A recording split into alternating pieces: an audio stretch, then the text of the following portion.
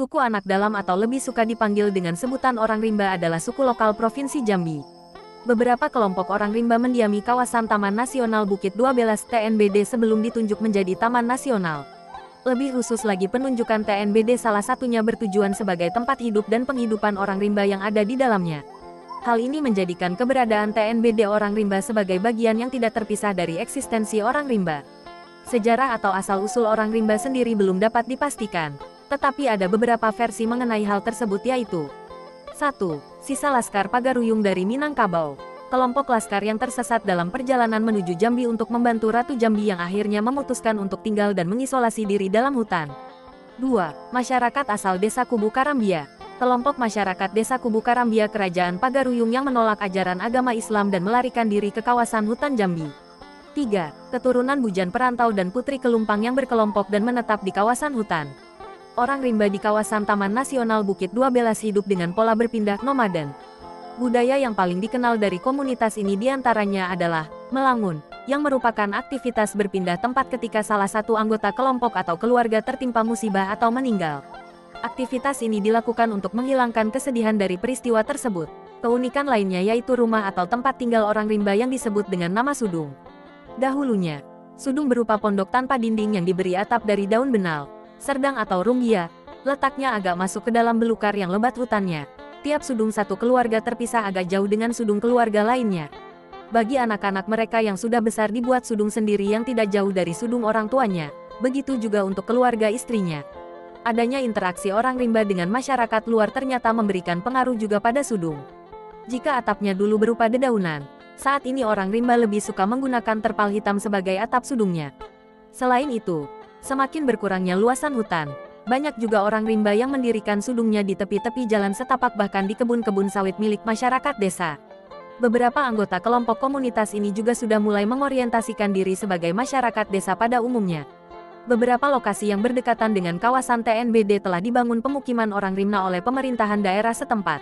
Makanan, kebutuhan makanan orang rimba diperoleh dari meramu umbi-umbian, umbut-umbutan, dan buah-buahan. Sementara, protein hewani diperoleh dari berburu. Hampir semua satwa liar yang ada di kawasan dikonsumsi oleh orang rimba, tetapi yang paling banyak adalah babi hutan. Selain berburu dan meramu, kebutuhan makanan orang rimba juga diperoleh dengan membeli di pasar-pasar desa sekitar kawasan.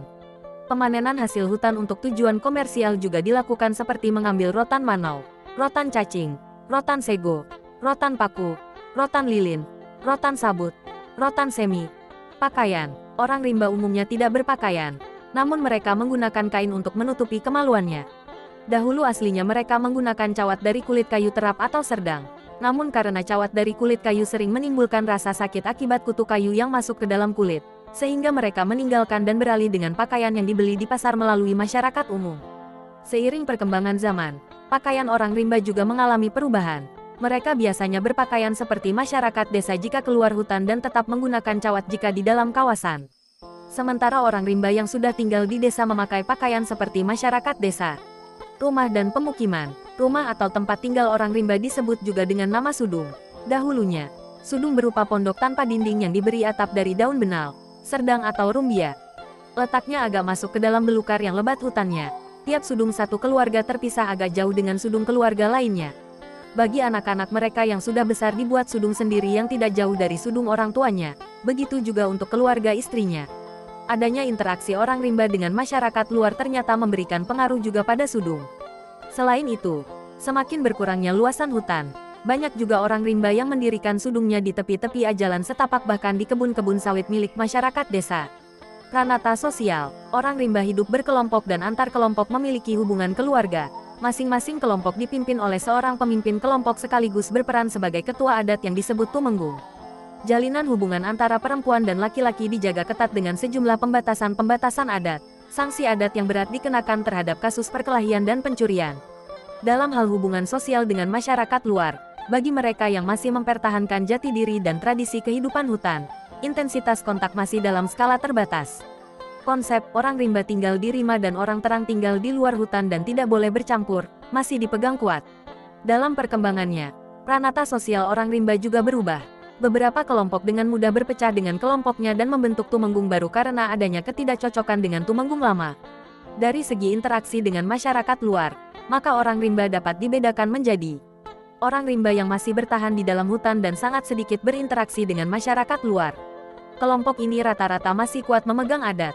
Orang rimba yang tinggal di hutan tetapi memiliki interaksi cukup tinggi dengan masyarakat luar. Kelompok ini sering keluar hutan terutama untuk berjual beli. Orang rimba yang sudah tinggal di desa. Kelompok ini mendiami rumah-rumah yang dibangun oleh pemerintah daerah di desa sekitar TNBD. Meskipun sudah tinggal di luar, orang rimba yang tinggal di luar ini masih menggantungkan sumber pendapatannya dari hutan. Mobilitas. Sampai saat ini, orang rimba yang tinggal di hutan hidup nomaden, berpindah-pindah. Faktor penyebab perpindahan ini adalah adanya kerabat atau anggota kelompok yang sakit meninggal dunia. Perpindahan ini disebut dengan melangun. Meninggalkan anggota yang sakit bertujuan agar penyakit yang dideritanya tidak menular kepada anggota kelompok lain. Jika si sakit sudah sembuh maka ia dapat bergabung kembali dengan kelompoknya.